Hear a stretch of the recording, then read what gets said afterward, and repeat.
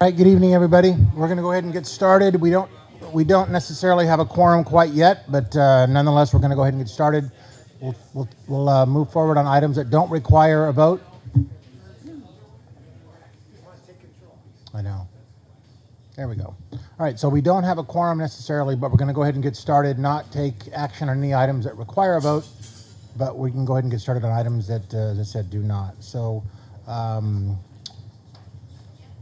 we'll start with flag salute. So Commissioner Slater, would you lead us in the pledge?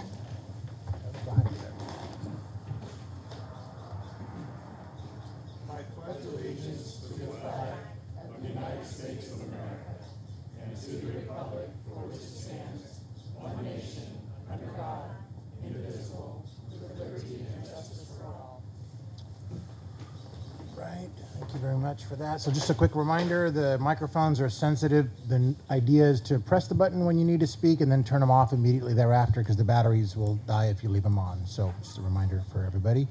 Thank you, Virginia, for filling in as our clerk this evening. My pleasure. So what we'll do maybe to start off with is do roll call.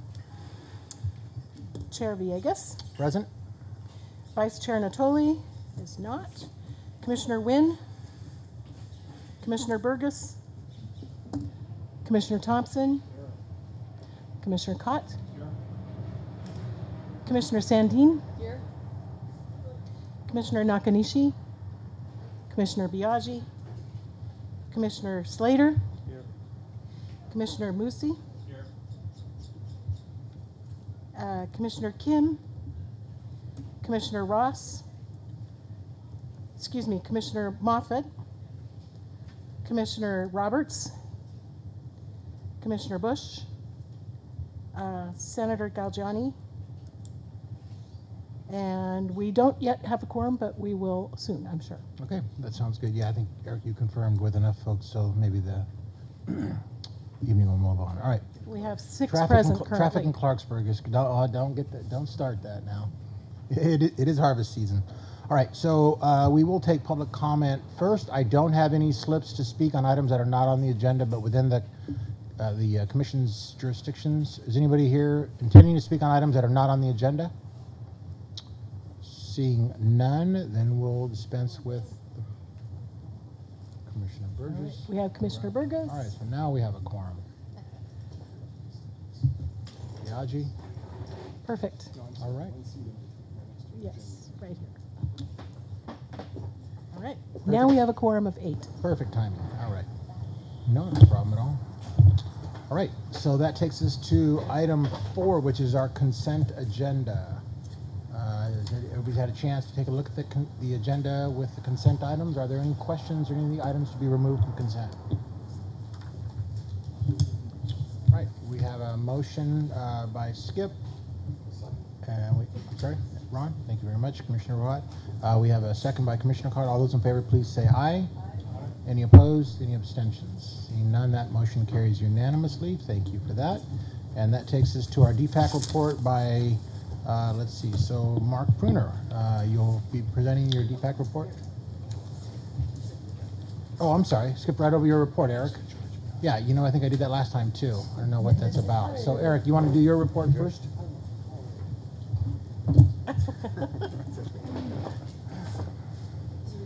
Yes. Ooh, I'm so sorry. Thank you, Mr. Chair. And commissioners, welcome.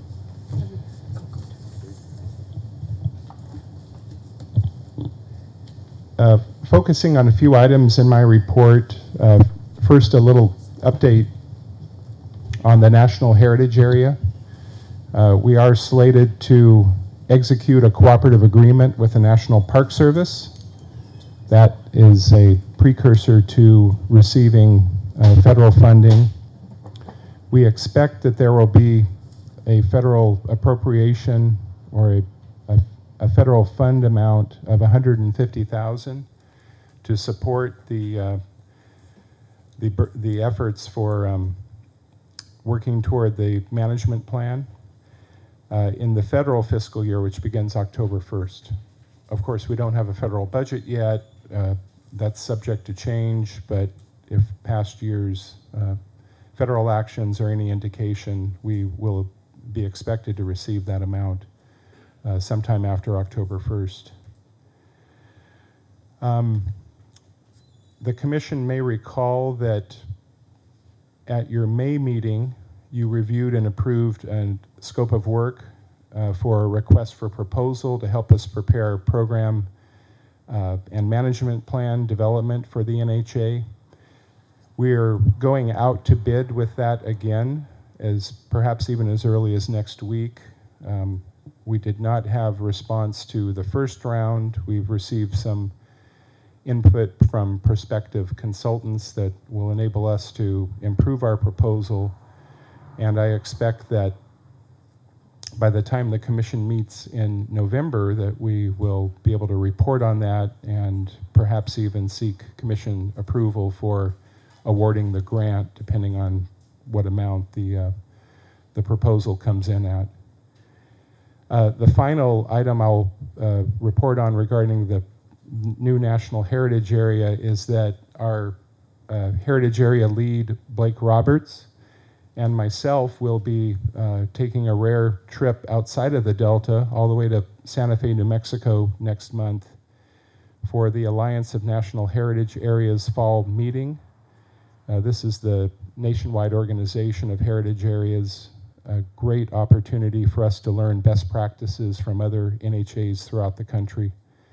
And we'll be reporting back on that at a future Commission meeting. Moving away from the NHA, in your Commission meeting packets is a draft tribal policy for the Commission. This is something that the Commission staff has drafted. It follows on other tribal consultation policies and keying off of a governor's executive order. Our intention is to receive comment on that. If the Commission members have specific comment, we would love to hear it from you. My hope is that I can bring this back at the Commission's November meeting for adopting the final policy. Moving along, our 5th cohort of the Delta Leadership Program will be upon us soon. We actually have a call for nominations that is out right now. In front of the Commission members is the nomination form. It's the top on that pile of paper in front of you. If you know of anyone who would be a good candidate for this program, please, please, please either nominate them or encourage them to self-nominate. The deadline is October 18th, and we intend to convene the program with a first seminar on November 22nd. This Saturday, in 2 days, will be our Delta Waterway cleanup, and I want to acknowledge the excellent work that Stacy Hayden has been doing on this. We'll be captaining sites in each of the 5 Delta counties on Saturday.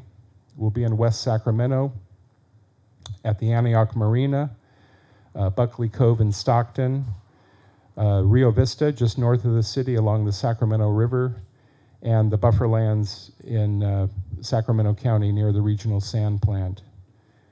We do have a few regional, local sponsors for those northern cleanup events, Regional Sand and Fulcrum Property, which has development projects in West Sacramento's Bridge District, where we'll be focusing our cleanup event.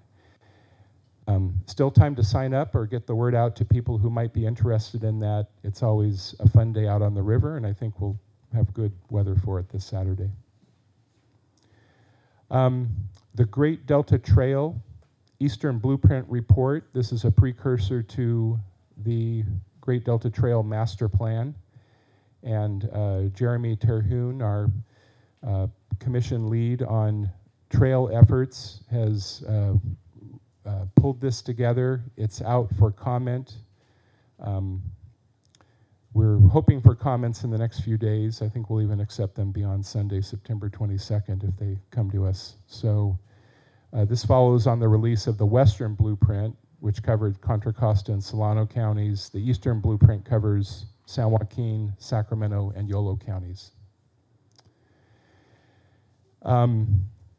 As commission members are aware, we have a stand-in clerk this evening, and I really appreciate Virginia Gardner stepping in to handle the clerk duties while we're seeking a new executive secretary who will also serve as a commission clerk. Natasha Nelson and I conducted interviews yesterday. We have some great candidates, and I expect that by the time we meet in West Sacramento in November, that I'll be introducing you to a new commission clerk.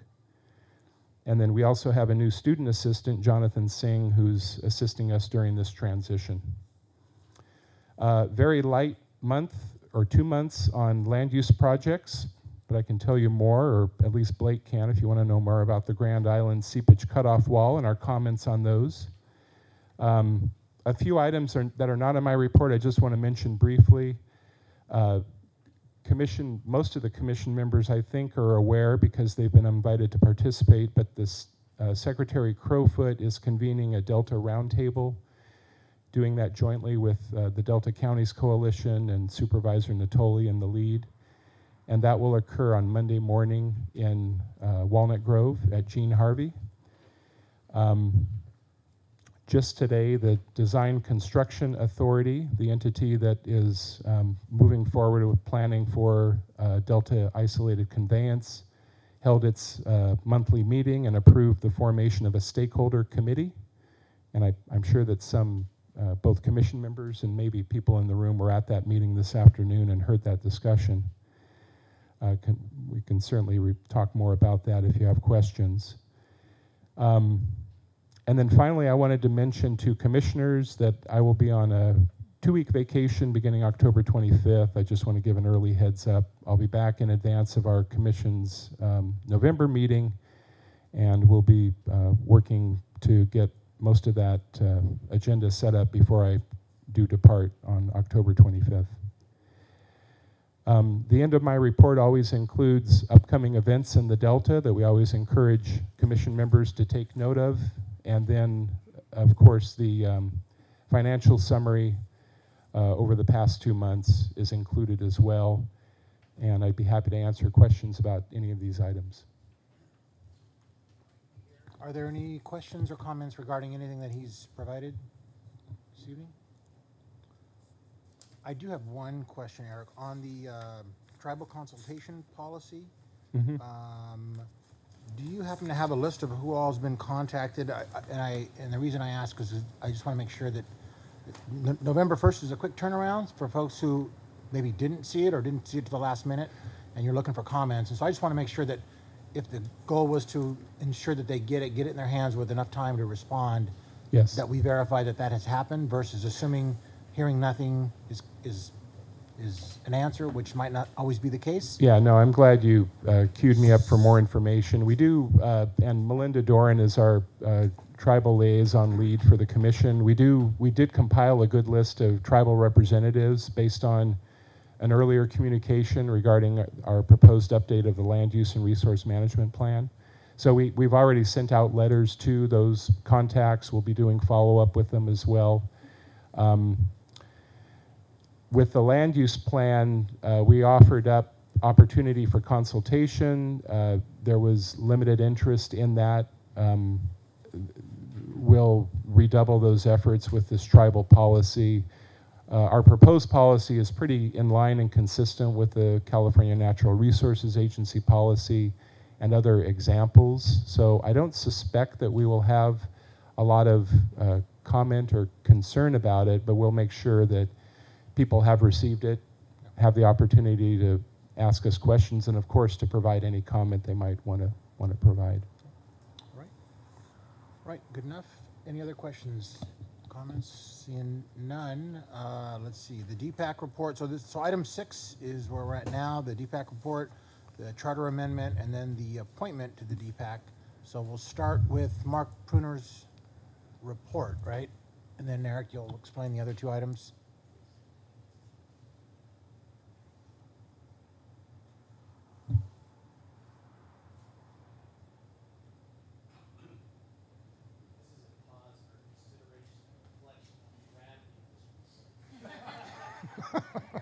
Should we say a prayer? That's for the microphone, yeah.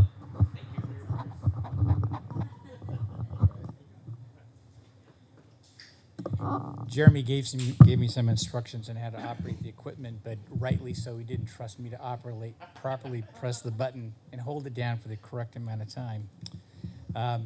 Mr. Chairman, members of the commission, thank you for this opportunity.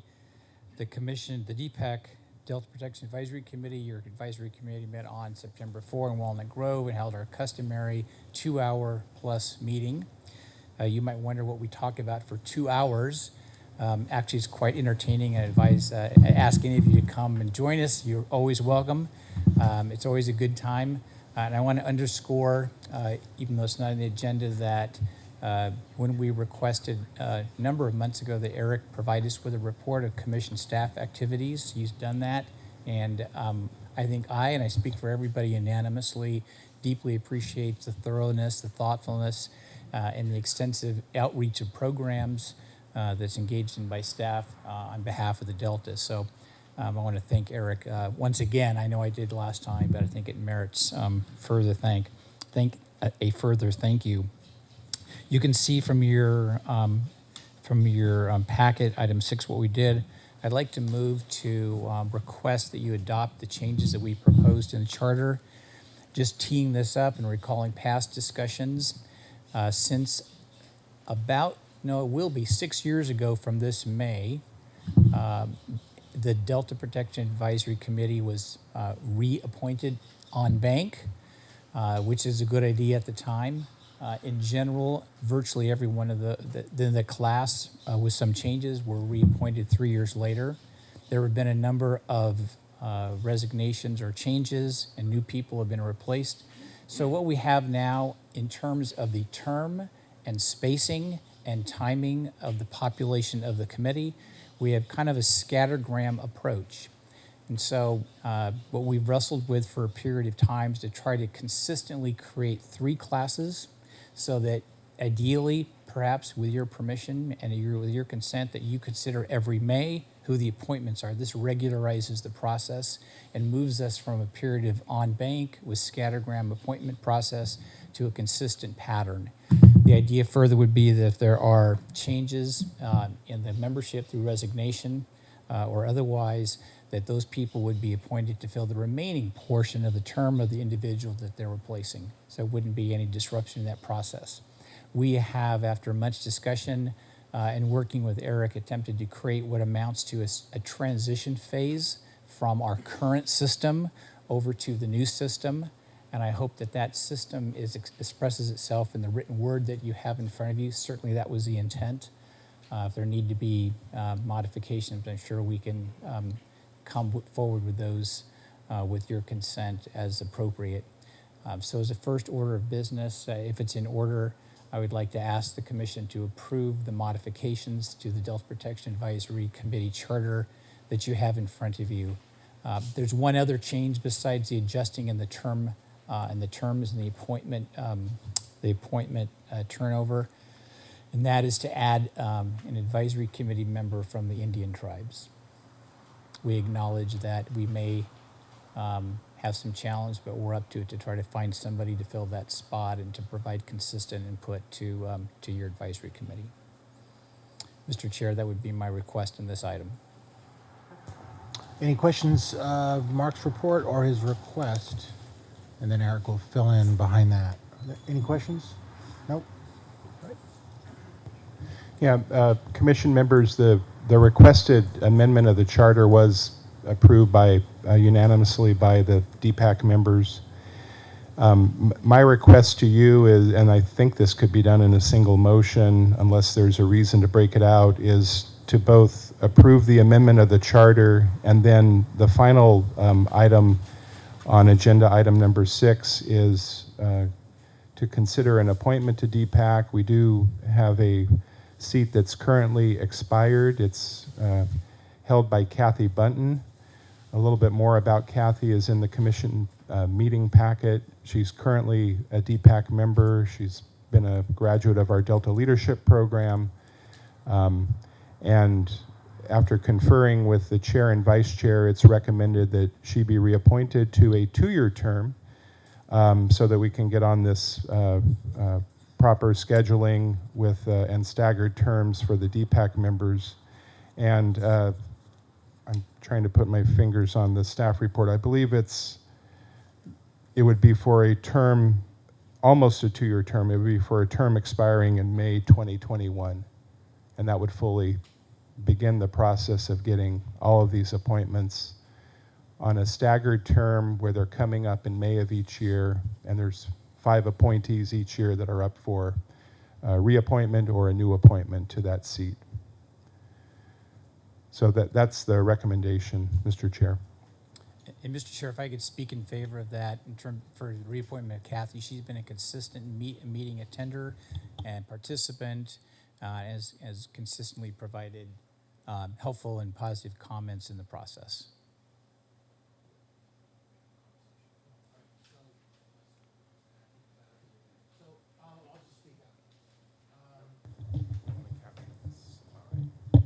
Thank you, Eric. Take that one. You want the dead one? Someone's got to take it. You drew the short straw, Don. All right. First of all, thank you, Mark, for continued diligence in the work. I know it's a huge commitment of your time, but thank you very much for the work you're doing, as well as the rest of the committee. You're digging into the amendments are important, and your support of the recommended action. Are there any comments or questions regarding anything that Mark has provided or what Eric is suggesting as a motion this evening? Yes, Diane? Thank you for doing this. I know that it's all who's going to do this, and it's negotiations, and so thank you for just doing it and bringing it to us. Yeah. That makes it easier. So thank you. Very welcome. So that's a motion? It's a motion. Commissioner Burgess? All right, so we have a motion, and we have a second by Commissioner. I didn't. Who made that second? All right, well done, well done. All right, so we have a motion and a second by Commissioner Natoli. All those in favor, please say aye. Aye. Any opposed? Hearing none with no abstentions, that motion carries unanimously as well. Thank you very much. Okay, can I append my report? I'm sorry, I was thinking that we would march down the list, and but my committee asked me to report one more item. At our last meeting, Eric brought forward the day's completed draft of the water resilience working group paper. So we considered that kind of on a in the moment kind of basis. Understanding that that document would be further refined, at least that was the anticipation. And the committee asked me to read this statement if I could, and we didn't feel we could vote on it because it wasn't properly on the agenda, but brought forward that exact day. But nonetheless, there was a unanimous concurrence to make this encourage you in this regard. If you indulge me, if I may, the committee considered an update to discussions by a working group focused on proposing steps the governor could take to ensure that the interests of the Delta be included in the new, quote, resilience portfolio, close quote. In response to the governor's request for input to the California Water Resilience Portfolio under Executive Order N10-19, the committee by consensus asked me to encourage this commission to encourage at the appropriate time to ensure that the protection enhancement of the Delta as place values are reflected in the final portfolio product.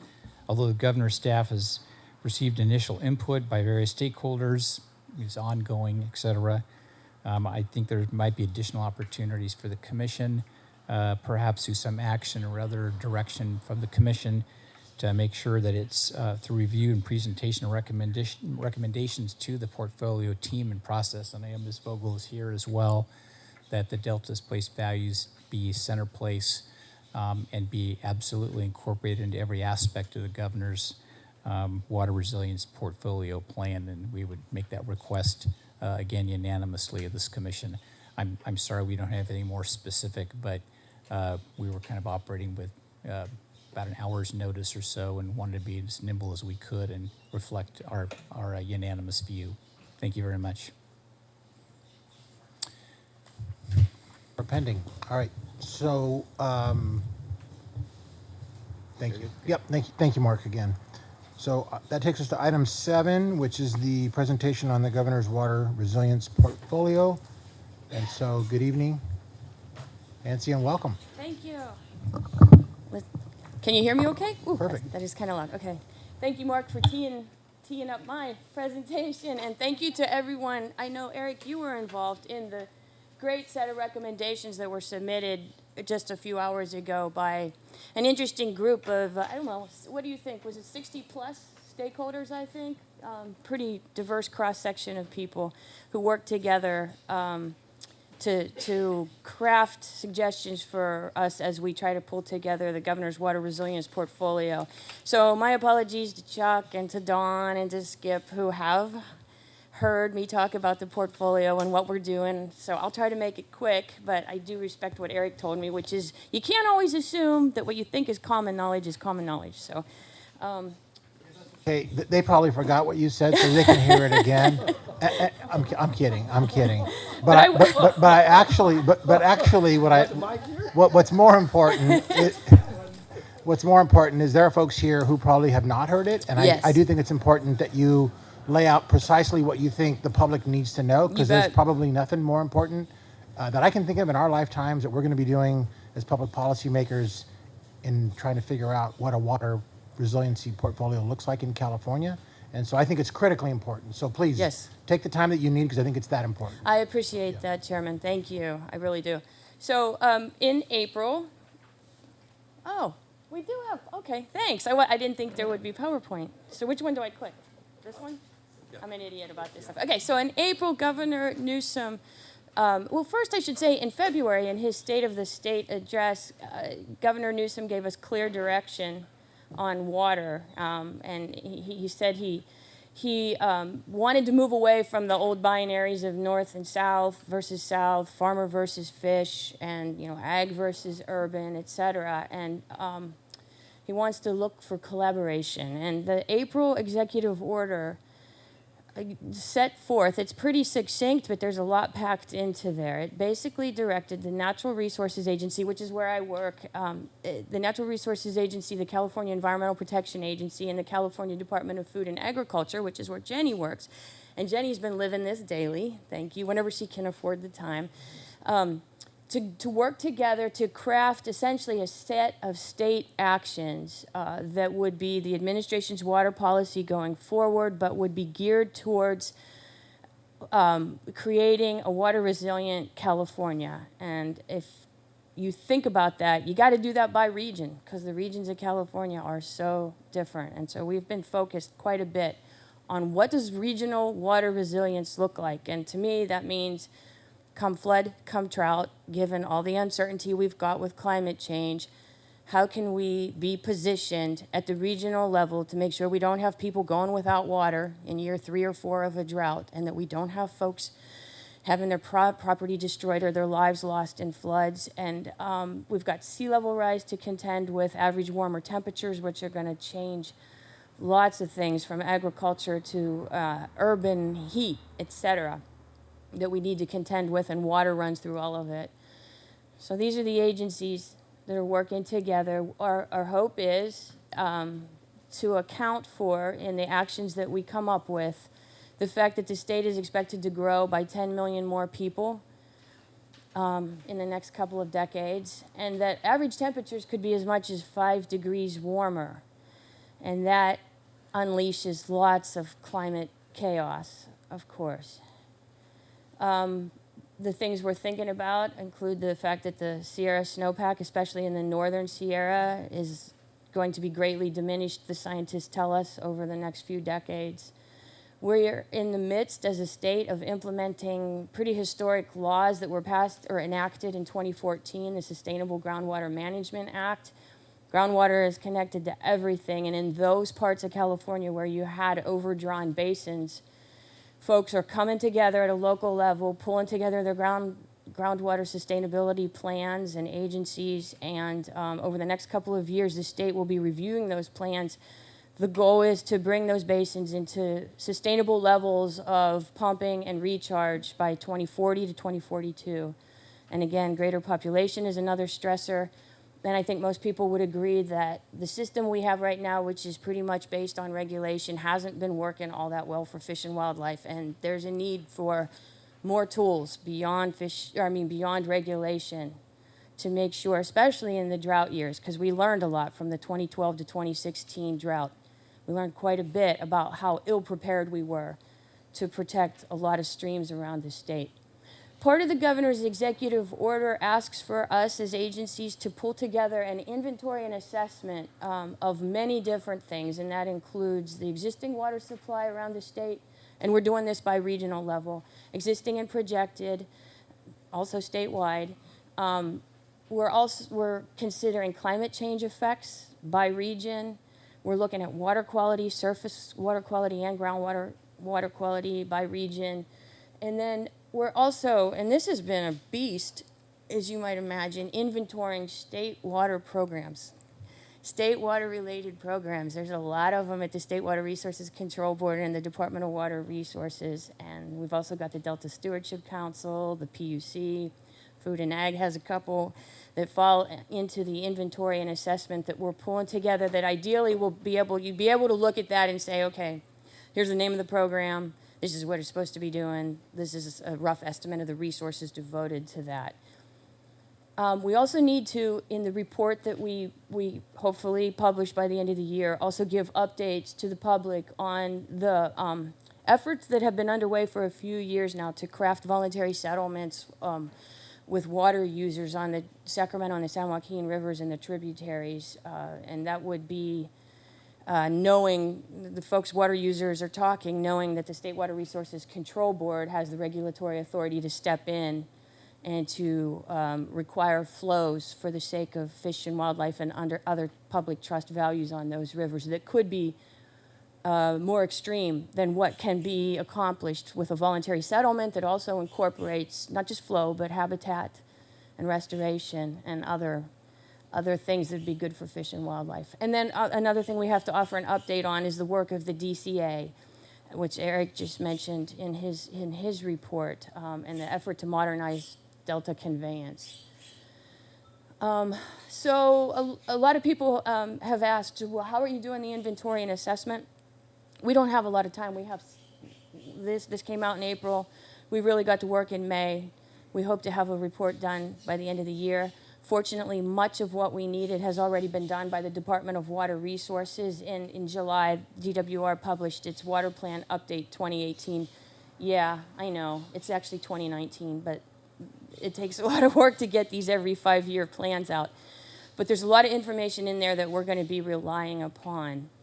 The governor, in his executive order, directed us to emphasize these kinds of approaches in whatever recommendations we come up with. Multi-benefit, in other words, set back a levee so that you may gain some habitat, you may better recharge groundwater, you give a river room to roam, which helps with flood management. And I'm sure all understand that.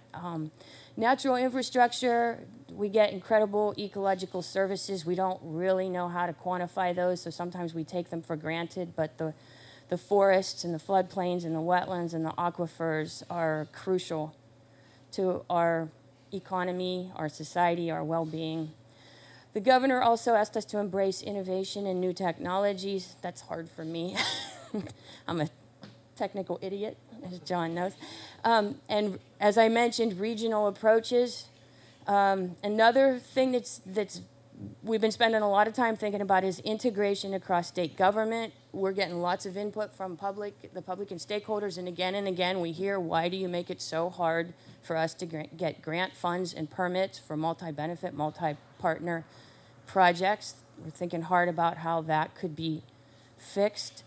And again, partnerships is something we're looking for with the tribes, with state and other state agencies, local government, our federal partners, etc.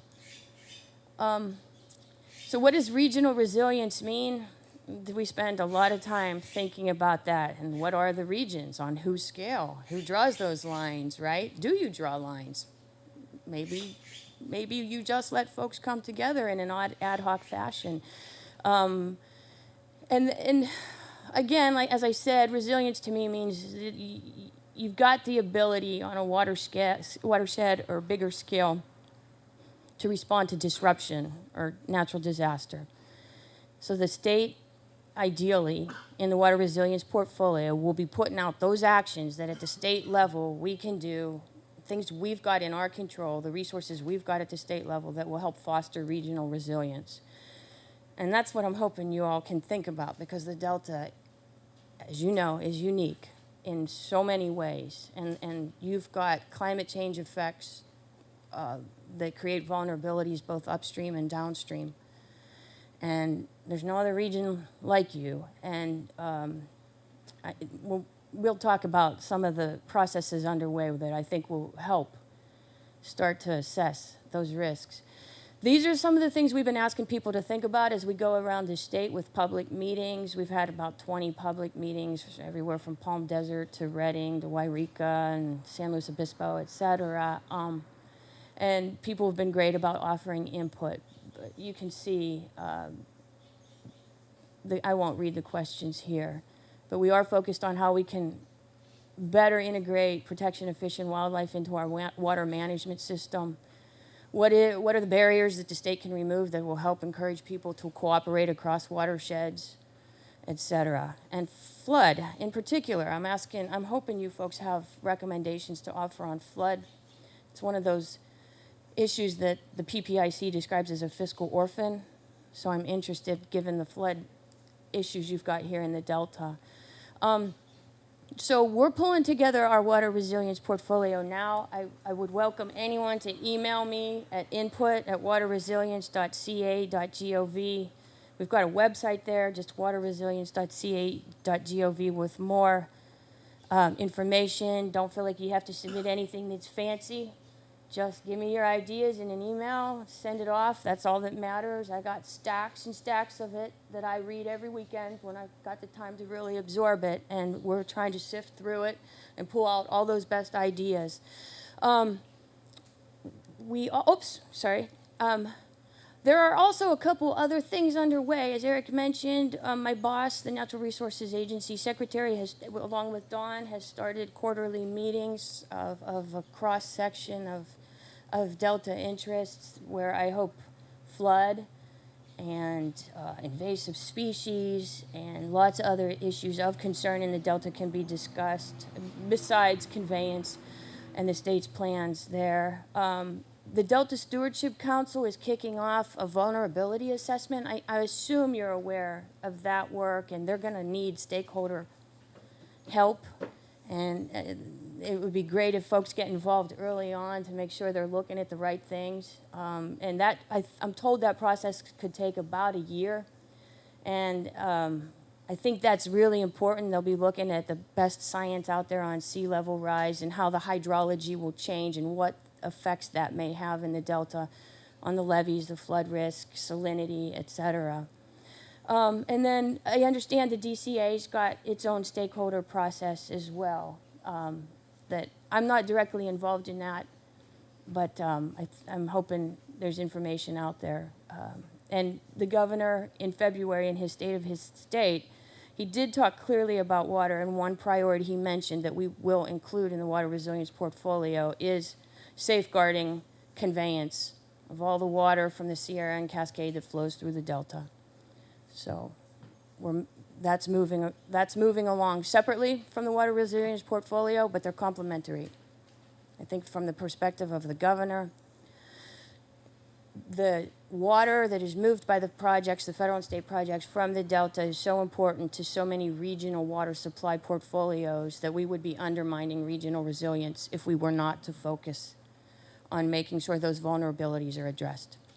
I'll stop there for any questions. I feel like I've taken enough time. So you're finished, or? Sure, Okay. yeah. Okay, all right. So did you want to chime in? I'll just chime in real briefly Yeah, and that'd say, be first off, thank you to Nancy for all the work she's done. She's really been the leader in bringing all of our agencies together. So Thank you thanks to for Jenny. that. It's a heroic effort, and it truly is. As you said, Chair, this is really one of the most important things that we can be thinking about is how do we think about water in the future? What does water look like in the future, and how do we build our communities and in a way that we're resilient for water in the future? we at our State Board of Food and Agriculture has had many listening sessions, and we've heard some really remarkable things from folks around the state. I think one that I'll just share with you guys is in our Fresno listening session, we heard about the important need to build leadership. And so as we hear, annual updates from the leadership program that the Delta has, I think that's something to think about. How do we do a water leadership program throughout the state? I know there are already some, but we'll have 300 new different boards and commissions based on, just from GSAs alone. And how do we build water leaders throughout the state? That was a great point. I was happy to get that. Yeah. suggestion. So, I'm looking forward to hearing what you guys have to say. Again, Nancy, thank you. And thanks, Jenny. So I'm devoted full time to this. I'm the only person. So Jenny's got another huge job that she's doing, and also trying to help me. And I'm essentially a parasite upon the agencies, and I'm grateful for any help I can get. Goodness sakes, a parasite that doesn't know how to use technology. How do you survive? I know it's amazing to me that I have a job, Oscar. Yeah, it's awesome. You're doing a good job. Thank you. All right. So before I turn it back to the commission for comments, this is an opportunity for the public to chime in as well. Sure, I would welcome And that. so I don't have any slips to speak, but if anybody wants to make a comment or ask a question, this would be an appropriate time to do so. Yeah, and I'll get out of the way. So if you want to come on up, identify yourself and.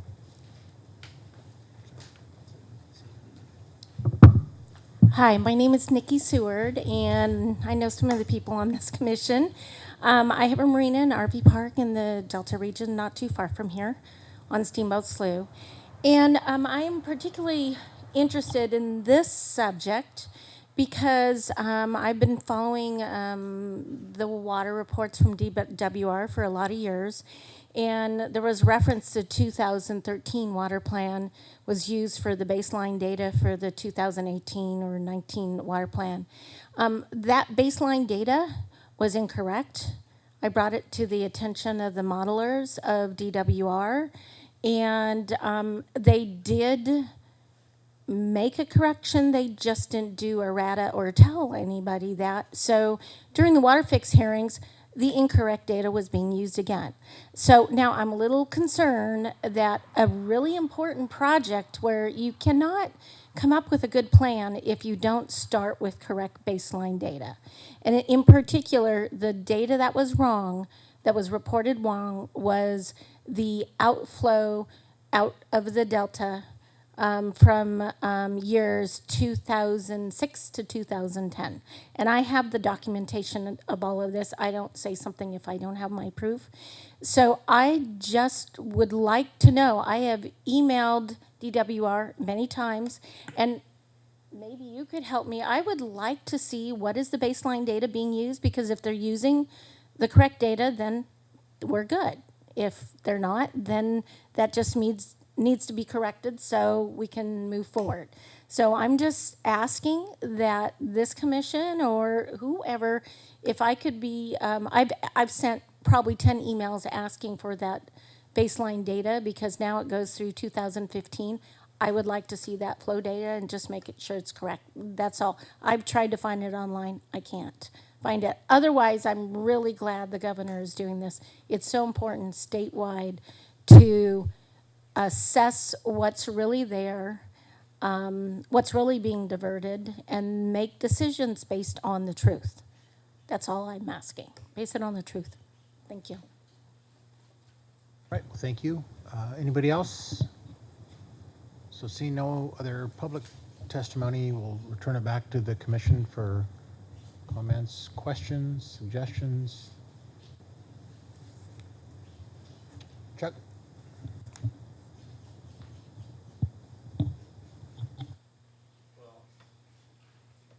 Okay, I think we're good. I just want to make a comment about Nancy. I had the opportunity with the coalition or the grouping with Jonas Minton to sit next to her and Tom Zuckerman on the other side, two heavyweights. But I think that the thing that I appreciate most, and I've seen you speak on various occasions, is not only your enthusiasm and your optimism, but also your willingness to listen. And I think that's an important part of your role. And I also think that I think since Governor Newsom has taken office, I think there's finally been some dialogue in regards to water, whereas previously there wasn't a lot of give and take, so to speak. So I'm looking forward to seeing what comes out of this. I would say one of the things that I've found is, for example, I was in Washington, D.C. last week with a group of Valley counties, Kern County to San Joaquin, and we were a transportation group meeting with congressional representatives in federal departments, but we, because of the importance of water in the San Joaquin Valley, we broke off a day just to deal with water and meetings with various representatives from other states.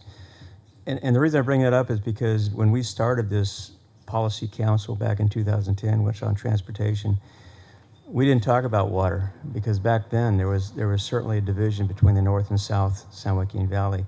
But now we're working together and actually offering support from projects certainly south of San Joaquin or the Delta.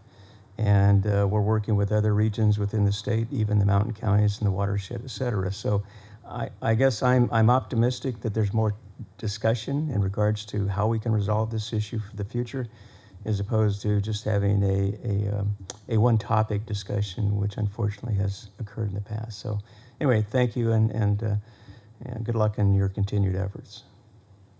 Can I just say thank you, Chuck, so much, and thank you for after we sat together at that one round table, you sent me a list of projects, and I appreciate that are supported by Delta interests that are around the state, and that was really helpful. So thank you. I appreciate that. You caught me in my optimistic days. I'm now in the very stress-filled phase of this project. So just trying to figure out how I'm going to do justice to the incredible experience and wisdom that people have captured in the input that they've submitted to the state. All right. No, anybody else? Thoughts, comments?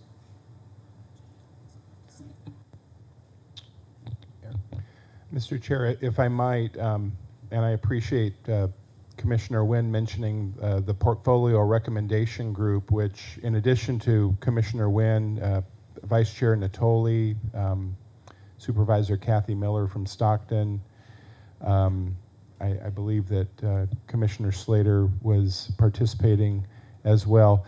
All of those people, as well as Delta County representatives and even a handful of Delta landowners and water agency representatives, worked to develop this 4 pages that's in front of all of the commission members. This is an excerpt from a larger set of recommendations from this portfolio recommendation group, which totaled about anywhere between 60 and 80 different entities throughout the state that met on a very condensed time schedule, and this was the fastest of fast-moving trains. This document that's in front of you, we were asked to either sign on, or if we could sign on to it, to do so by Wednesday. That was yesterday. I took the liberty of signing my name onto this as endorsing this effort. I felt like it got very good vetting from a number of different Delta parties.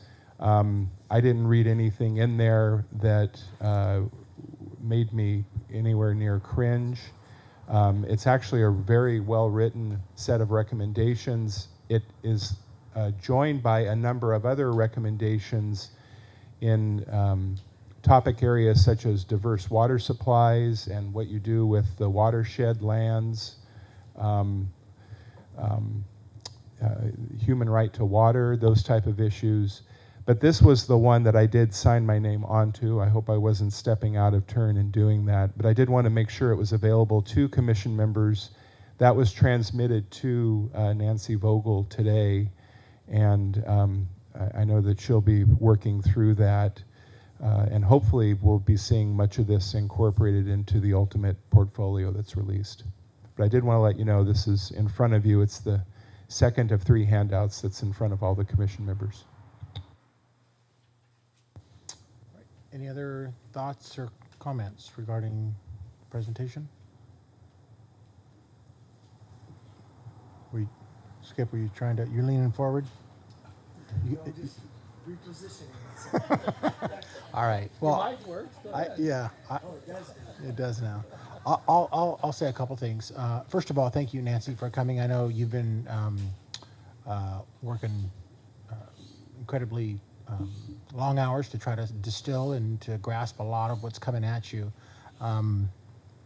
I'm curious if you could provide a little insight as to how you think the utility of your distillation will serve policymakers in the regions and at the highest levels of the state government, so that this isn't all for nothing, right? Because these exercises are very difficult to start, and so the distillation is incredibly important, but what's more important is how it's utilized in the future to have value. Right. No, that's a great question, and I actually think there will be great utility to this. We're told, Jenny and I, the governor asked about this today. We're not in the governor's office with him, but we hear third hand. He's very attuned to this. He's anxious to see it. So it's got his attention. I don't know, most of you would probably remember the 2014 Water Action Plan that the Brown administration put out. That was a pretty succinct, what was it, maybe 22 pages, sort of a playbook for the whole administration on water. And that was so useful that the chair of the State Water Resources Control Board actually had it laminated on a card, and she carried it with her. These are the 10 tenets towards which we are moving. And it kept... we were there and saw that it actually did work to keep agencies moving together in one direction, and I'm hoping that the water resilience portfolio will do that. It's also, just as the Water Action Plan of the Brown administration ended up serving as essentially a framework of the governor's priorities for Prop 1, the $7.5 billion general obligation water bond that went before voters in 2014 and passed. That reflected the Water Action Plan. There's quite a bit of talk right now in the legislature about a climate resilience bond for 2020, perhaps the November 2020 ballot. Our hope is that what we pull together on water here in the water resilience portfolio will be the guide for how those bond investments are divided. And in the past, you've seen bonds where you've got, X percent for flood, X million dollars for desalination research, et cetera. It's not clear yet how there's going to be quite a lot of negotiation with the legislature. Jenny knows this better than I do. But this is our chance as an administration to put forth our priorities. And based on the input we're getting from the public and lots of discussion internally, we're moving towards essentially reorient the state so that it supports regions. I don't think there's a desire in this administration to impose some kind of new superstructure, some kind of new level of government, where you've got to report this and you're not eligible for bond money unless you're part of X, Y, or Z. I don't think we're moving in that direction. And there's also a strong sense that the state needs to do as much as it's asking of locals and regions. We've got to look in the mirror and figure out what we're doing wrong that's standing in the way of regional resilience. I spent some time in LA taking a tour of their recycling plants and so on, and it became pretty clear the state's the hurdle. The state's the entity that needs to get the regulations out that will allow for direct potable research or recharge and what's the word I want? Thank you, direct potable reuse. And that would then allow that city to ease up on imports from the Colorado River and the Delta. So I'm kind of rambling now, but I hope that helps. That is helpful. I guess the only other thing I would offer is that it seems to me that the emphasis placed on regional resiliency is incredibly important. That's where you can get a lot done. But I also think it's only fair that that the state not move the goalpost after the ball's been kicked. In other words, give us a fair opportunity to determine what resiliency looks like with knowing, much to what the public testimony earlier referenced, which is that baseline data for what can we expect. In other words, resiliency is only effective if you know what you have and what you need, despite all of the variables that you mentioned in terms of climate change and increasing population. So all those variables we know what those are for the most part, but I think what's most essential is that you know what your data looks like today and what you're going to need it to look like tomorrow so that you can be resilient. And I think refining what that looks like so that we can all be working off of the same sheet of music, to me seems critically important. And I know, we've had conversations outside of this venue about refining and getting data that shows what do we actually need, so that we can all work collectively to do our regional part, right? And so I think knowing what it is we're being expected to manage is incredibly important to be resilient in the future. It seems to me like a no-brainer, but I'm heartened to hear that, Chairman, because we have heard again and again from stakeholders that one of the things the state could do that would be most useful is to have, it's most efficiently done at the statewide level, but to do a planning unit, which is kind of a watershed unit level climate analysis. The state has its, fourth climate assessment, which gives you a broad sense of the fact that the temperatures are going to get warmer and precipitation is going to change. But what we need is for the regions to start to plan, and for folks like yourselves to start making investment decisions and land use decisions, is far more fine-grained information. And DWR has done that for 3 regions. They did it as part of the Water Plan Update 2018 for the Sacramento, San Joaquin, and Tulare basins, and we would love to see that happen statewide. Right. And that goes to your point, I think. Yep. I would just echo what the chair said, and I think it goes to what Nikki said earlier. I think, certainly there may be data gaps and there may be information that is from time to time debatable, but I think, working from a basis of truth as best we can understand it and portray it. And I think that's really, really important, because I think that builds confidence, even if there are disagreement about our approaches, about how much, when, and so forth, because I think that, in previous discussions over the last couple of decades, that, there's been information, some of it's been very truthful, some of it's been based in, in good data sets. Other times, though, and, I'll just speak from experience, is that people use the data to, serve their own purposes. And when it comes to water, that's essential to everyone in this room and everyone in this state. I think that knowing the unpredictability about the things, the other factors, as Oscar mentioned, you can understand and use that as the backdrop. But I think having truthful information as best we can collect it, and that, if it's the state that's the entity that does that, it's not generated for for purposes that will, to your point earlier, Nancy, that you're looking at it as a state and as regions, so that some regions end up losing, others end up winning, so to speak, and in the long term, because water is essential to all that we do in life. And so I think that's really important. And I think having a truthful, honest assessment of what that looks like, and having good information, recognizing it has to be added to as you go along with experiences, whether it's drought experience or wet periods and so forth. And I think that'll go a long way, not only to what the administration, but certainly what people in this room and throughout this state would expect and want to then be a part of, so that you look at the sustainability, you look at things that we can implement to guard against the impacts of what we anticipate as far as climate change, and as much as we can predict that. But if you don't have that good solid information, then the comments you heard this evening, but you have been consistently, I think, echoed in other hearing bodies and other chambers and even in litigation, that let's have a real honest conversation, but let's have truthful information. And I think if nothing else out of this resilience portfolio, certainly with recommendations, if you can come with either directives and or information that backstops that, I think you will have gone a long ways towards, I think, building relationships that will then allow people to have good, open, honest conversations, but also talk about the investments that we want to make as a state and certainly as regions. Agreed. You'll see, I think, calls for investment in information and data and real-time information that's transparent and out there for everyone. I just have one thing that I'd like impressed on the governor and your body is stakeholder involvement also, and I don't mean this that it isn't occurring, but stakeholder involvement also involves agencies. To talk about flood control without talking to the reclamation districts and the LMAs and the Delta is a non-starter. We have so many. You can't replace experience, and I hope the state knows that. We know what to do. We're hindered by economic reasons, but those people need to be at the table too. And it's not that we're not good at being at the table. It isn't part of our charge.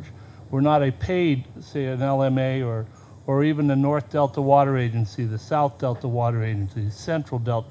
there's your whole delta. Those three bodies ought to be there in talking about water quality, water flows.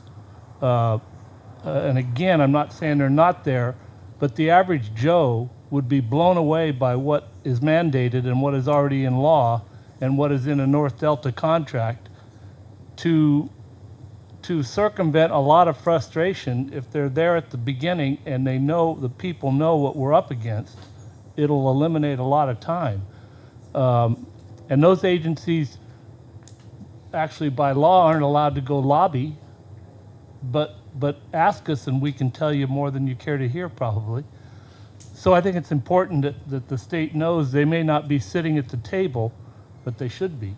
And if that's our fault, then so be it. But what we have to offer, it is the Delta, and there's no better example than those three water agencies and the 50 LMAs within that district for flood control. So I think it's a great source, and I hope the governor uses them, and we'll try to be there to converse. I'm happy to hear that. And there's for the Delta, and their comments made that point in a really articulate way.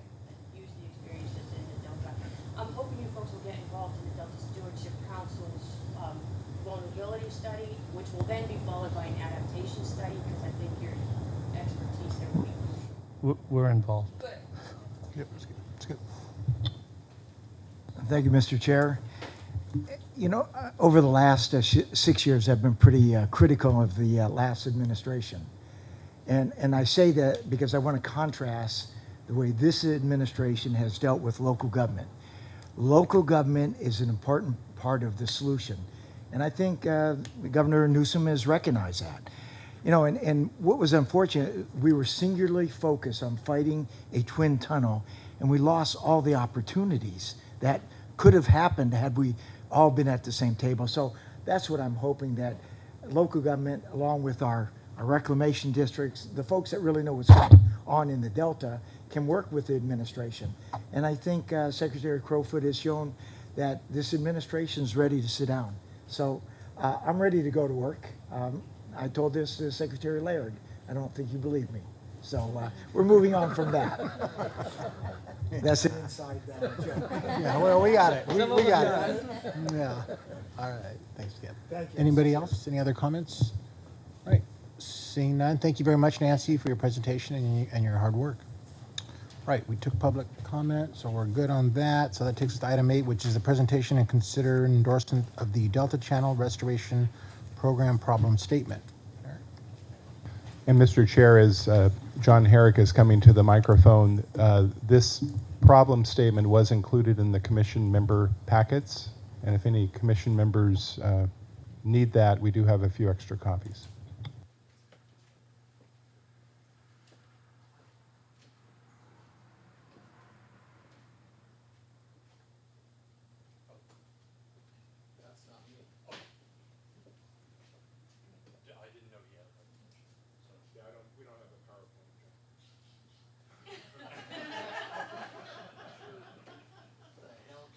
Your force of personality. The problem statement is included. I apologize if you provided something other than the problem statement, but you can reference the document. It is in the commission members' meeting packets. John Herrick, South Delta Water Agency. I don't think it's on.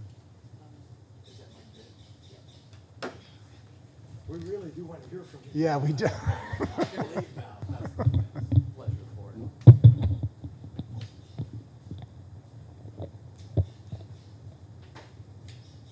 Anyway, John Herrick for South Delta Water Agency. I'm counsel and general manager. That doesn't mean a whole lot. I will say I'm a little hurt that all of the attention went to Nancy because she admitted to being a technical idiot. Just so you know, lots of people think I'm a complete idiot. So I don't want you to think that, you know, there should be special favors here.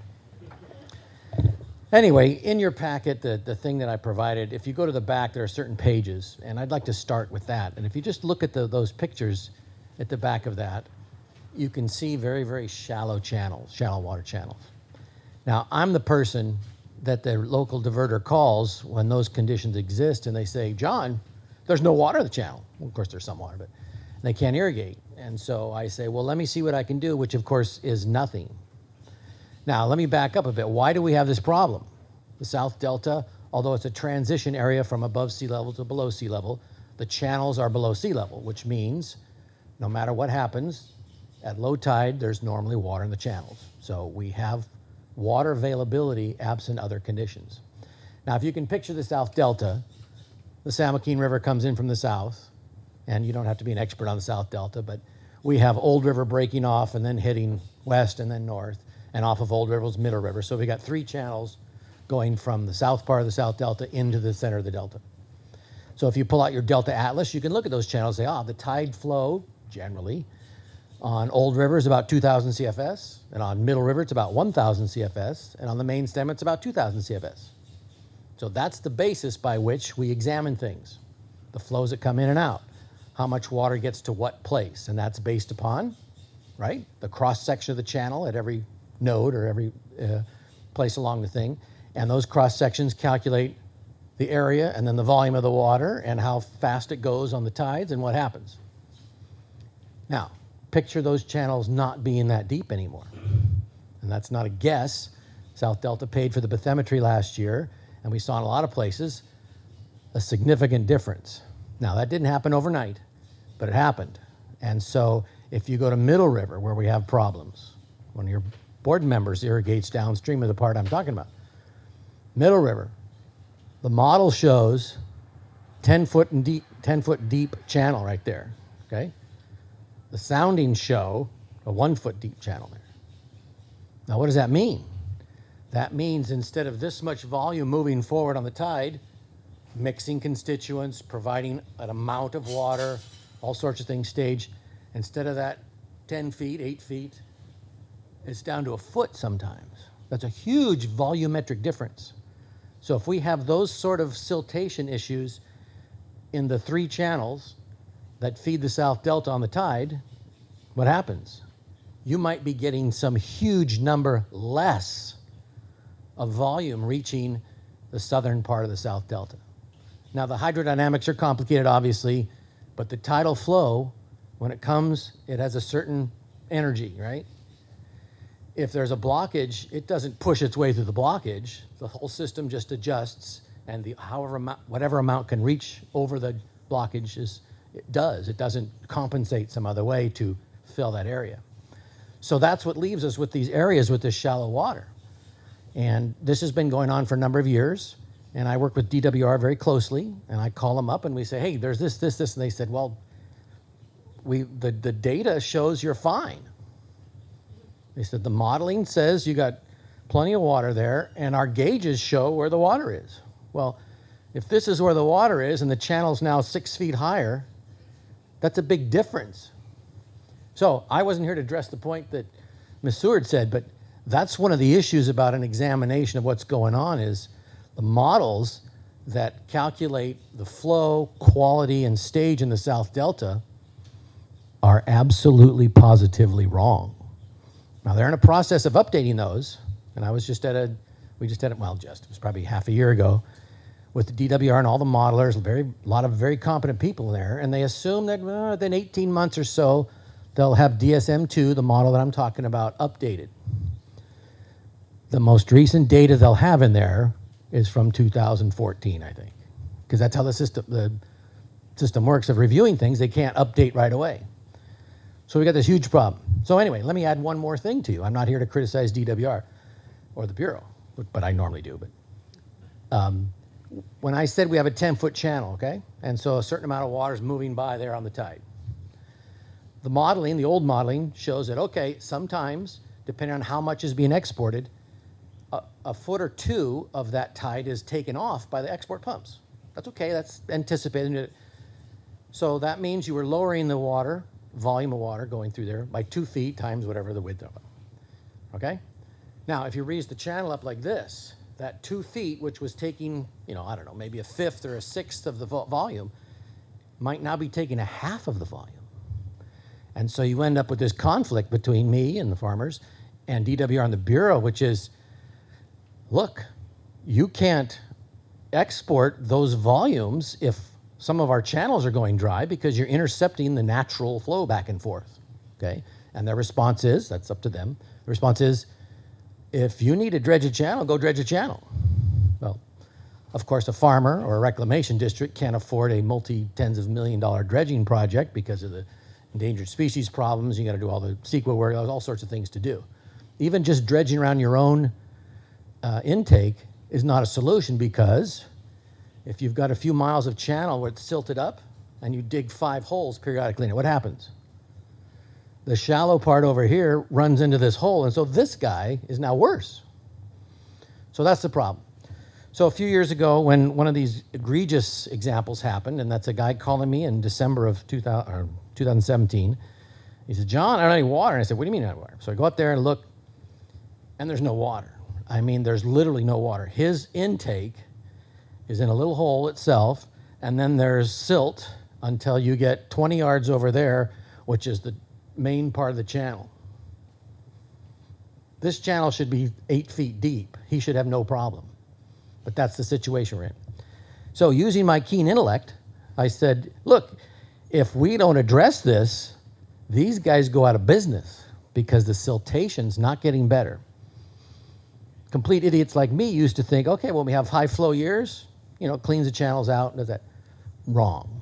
Now, if we have some huge flow year, it'll do it.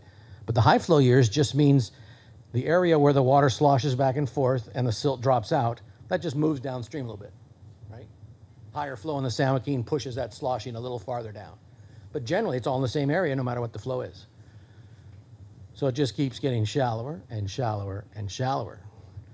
And once you cut off the supply of water flowing in on the tide, all you have to do is calculate diversion needs in this area, and there's enough water getting past that hump in the channel.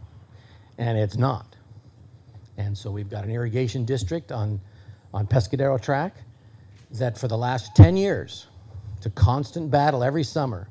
John, we don't have any water. The channel won't fill up. We have to shut down different farmers, everything. It's an amazingly serious problem. And the thing that upsets me is when you go through regulatory processes and they all say, well, there's no problem. And so we tell them what the problem is. Well, no, everybody's okay. Nobody's shown damages to us. Well, you want me to calculate the decreased yield that summer?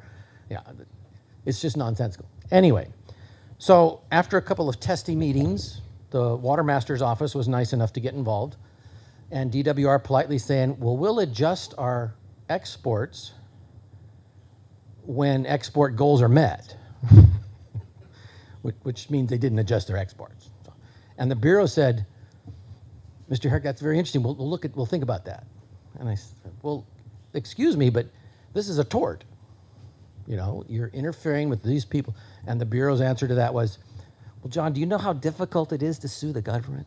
That's what I was told. So that resulted in a few inconvenient discussions.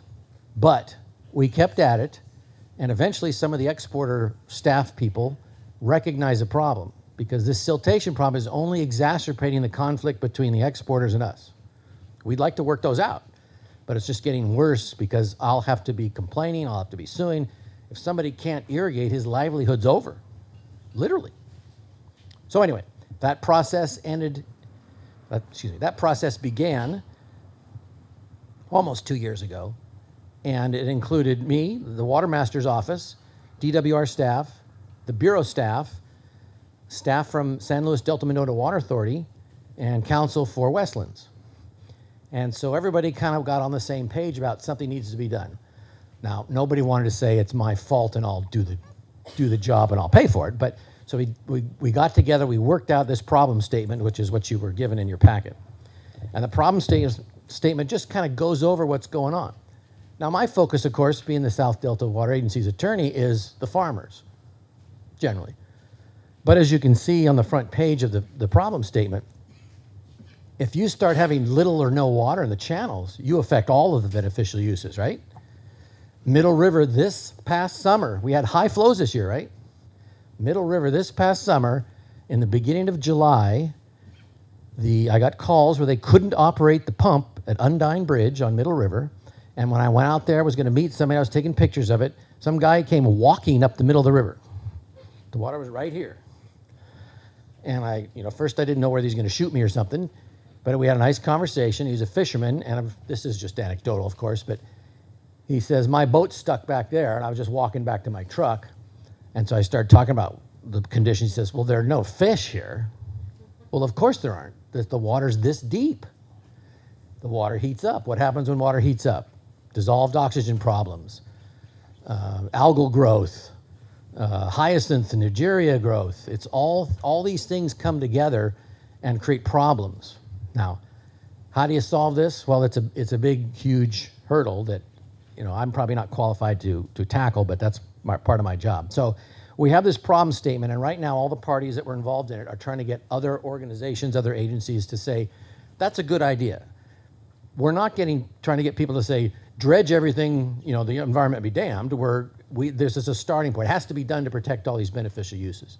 So that's how we do that. Once we get going, then we got to get people to sponsor. We got to figure out what to do, technical work, all sorts of things. Who's going to pay for CEQA? How do you get this done? How do you get all the permitting? Those are big problems that I don't mean to make light of. But this is the first step. My personal opinion is nobody can undertake this project absent state or federal or both legislation. So to my mind, there has to be a California, Bay Delta maintenance program. Now you'd have to have tremendous amounts of environmental work too, and that's okay. But you have to get the state behind this. So that's what we're moving towards. And I'm here tonight to say, if you don't mind the Delta Protection Commission saying, yeah, that's right, this issue needs to be addressed in the proper manner, I would like that. Because after this, we're going to start approaching broader groups. We've already reached out to the environmental groups. And of course, no offense, but the fishery groups will be very difficult. Because I say, look, we're going to dredge. I say, you can't dredge in the Delta. That's bad. I say, well, I've got a river that's not a river. Would you like to have shallow water habitat or no habitat? So maybe we can get there. But anyway, that's my spiel. I'm a little ticked that there aren't any pictures for me to put up on the board because I brought the world's best pointer. I was told once I was using it. Is this green or red? I'm colorblind. I was using this, and some guy in the audience stands up. He says, that was the color of the enemy's tracer bullets in Vietnam. I'm just putting on a PowerPoint here. Anyway, but I like to rub it in people's faces. So thank you very much. If you have any questions, I'd be more than happy to answer them. All right, thank you, Mr. Herrick, for your presentation. Are there any questions by members of the commission before we take some public testimony? Yes, sir. Yeah, so you've been focusing on the South Delta. What about other areas of the Delta, Central Delta, North Delta? I'm from Rio Vista. We have silting problems too, not necessarily affecting the same kind of things that you have, but it does affect water flow. It affects flood control for us because we're not pushing as much water through and high water times as we should be. And because you're not pushing it through, it tends to back up, tends to flood. So are you reaching out to like Central Delta, North Delta, like that? That is the next step. Central Delta's on board, Dante, but we're moving towards that. One of the early discussions was, we need to get something done. And so DWR, I'm not criticizing, DWR said, okay, well, we need a South Delta program. And I said, I don't represent North or Central Delta. I'm not aware of their specific siltation issues, but this should be Delta-wide because of things just like that. So without sounding, flippant or anything, you're in. I mean, that's it. We want everybody involved. My personal view, is my guys who might go broke might be the highest priority, but that's subject to debate later. But yes, we want all of the Delta involved, and we're slowly working on that. Okay, great. Commissioner Tully? Yeah, just thanks, John, for the presentation. Just a question. So, as you look at this and recognizing the folks that you represent, that call you and so forth, have you any calculation about how far upstream you have to chase it, so to speak? I mean, because as I hear you describe that, obviously, I'm just curious. Have you? Yes. Yeah. The answer is generally no. Okay. But let me just tell you, this all started in my brain when Alex Hildebrand, who's no longer with us, but Alex Hildebrand used to tell everybody the San Joaquin River near his house was 8 feet, or there was 8 feet of siltation since he'd been there. Now, it's a big wide channel there, but 8 foot of decreased flood carrying capacity is significant, depends on the circumstances. And we just went through this 2 years ago, in 2017. The San Joaquin River's designed to hold 52,000 CFS at Vernalis. So that's the lower end, entering the delta from the south side. Last year, or excuse me, 2017, I think it got up to 31,000, and it was critical mass. We had meetings every morning. People patrolled the levees every day. We had boils, we had seepage. It wasn't reaching the top, but there was that amount of water and now a smaller space, which means increased hydrostatic pressure through the levee, all sorts of things. But so part of the effort has to be to categorize this current situation and figure out where do you start. Now, of course, the people, you know, I'm the idiot attorney, but the people in my area, they say, well, you got to start at the bottom and move up, you know, increase the flow upstream first. And so those are probably the general things where you would start and move upwards, but that doesn't mean they don't need to start dredging the San Joaquin River. Now, just to be, you know, upfront with everything, there are significant interests who don't want to dredge rivers, they want the rivers to meander. So somebody's got to make that choice, because we spent, 60 years building flood control things to hold rivers in certain places under certain flows to protect things on the other side, right? So if you want the rivers to wind around and flood in high flood, you better make that decision and we'll start moving our cities. But there is that opposition that says, no, we don't want you to reestablish the flood carrying capacity. So that's one of the things we have to deal with. Thanks, Tom. Right. Any other questions before we take public testimony? So seeing none, Melinda, you want to come on up? Good evening, Melinda Terry, Central Valley Flood Control Association. And first of all, we should all be very impressed with that unlikely coalition of folks that are, you know, making this request of you. That in and of itself, I think, shows how important the issue is and really the multi-benefits that accrue when you actually do the dredging. I would say it probably is a good idea. And as the way I read the document, it was, you know, talking about starting south. It's not that it's limiting it to the southern delta, but if you think about the efficient evacuation of flood water, part of it is you can't have that plug at the end, you know, and surely the symptoms that I see down there are much worse, you know, than we're seeing at the north end, for instance, of these channels that, like he said, you can't even boat in anymore. They're just so clogged with the sediment and the invasive species, and then you get all those other things of the dissolved oxygen. It's just, but those will continue to creep, you know, further north, and we have to start somewhere. So it does make sense that we start there and we create the opportunity then as our floodwaters are coming downstream to them, that we're making sure that it doesn't get blocked and start backing up somewhere. So that does really make sense to me. The other thing I would mention is that in my opinion, a good source of funding for this would be to start getting the legislature, in addition to giving annual contributions to the Delta Subventions Fund, but this is an activity that could be funded by the Delta Special Projects Fund. When you look at the statute that created it, it focuses, the primary purpose is the 8 Western Islands, and then about 8 different public, what they call discrete and identifiable public benefits. Navigation is one of those, water quality is one of those, flood, you know, so the things that we see these multi-benefits accrue from are exactly what I think that is intended to do. And it can be a very nimble program, you know, but it doesn't get annual funding all the time, but that would be a source. So don't feel like, where would we even get the funding? I think there's an opportunity there, and so thank you. Bye. Great. Thank you, Melinda. All right, so I don't have any other slips to speak on this item, but come on up. Sorry, Nikki Seward again. I just wanted to answer a question regarding North Delta Waterways. I always boat around, and I'm very familiar with the North Delta Waterways. And there is silting in the North Delta as well in certain waterways, particularly out in the Sacramento River, right where at the confluence of Sacramento River and Cache Slough. It is getting very, very bad. And quite a few years ago, about 2014, there was definitely some issues on Steamboat Slough. And I was concerned that the computer modeling, DSM-2, was incorrect, because it was. And DWR was ignoring that there was silting, and that was causing flood flow backup. So I hired a company to do side scan sonar and proved it to them. It was expensive, but proved it to them so that the computer modeling, at least for Steamboat Slough, would be more accurate when they do their assessments for flood control. So it is a big issue in the Hood Delta, and I think it's a flood control issue, because when you have a shallow anywhere, one of these shallow areas that used to convey flood flow, and it doesn't, it backs up on somebody's land. So I just wanted to input for North Delta, not officially. Great. All right, thank you. All right, so I don't have any other slips to speak unless anybody else has a comment on this item. We'll bring it back to the commission for further discussion, comments, questions. Yes, sir, Chuck.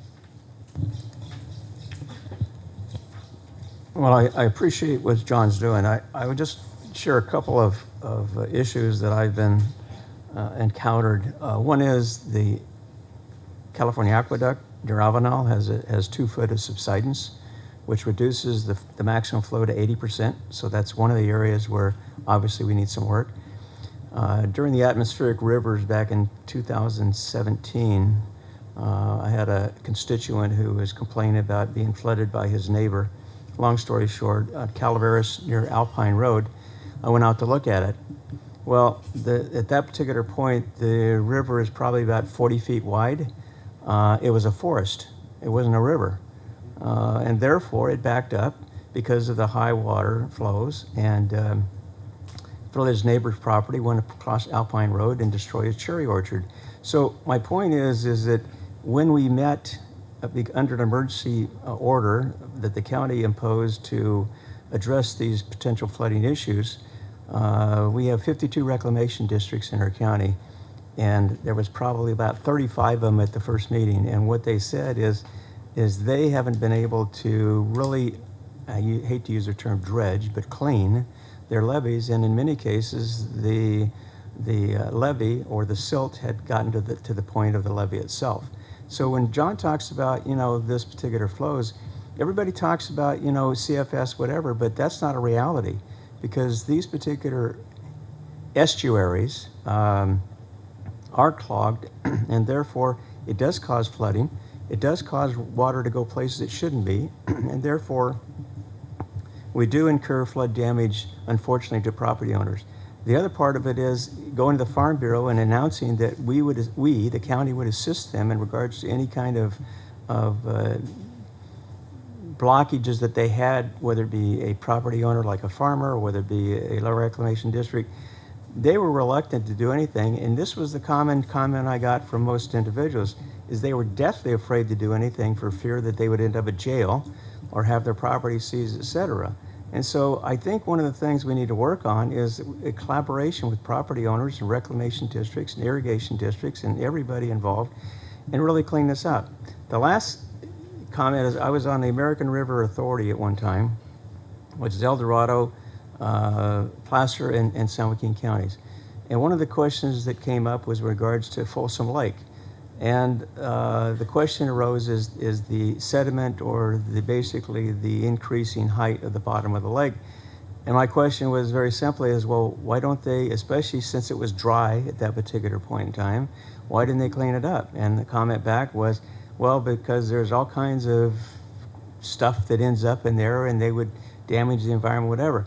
I get it, but there ought to be some way that we ought to be able to work on these projects collectively, whether it be the federal, state, local agencies, et cetera, because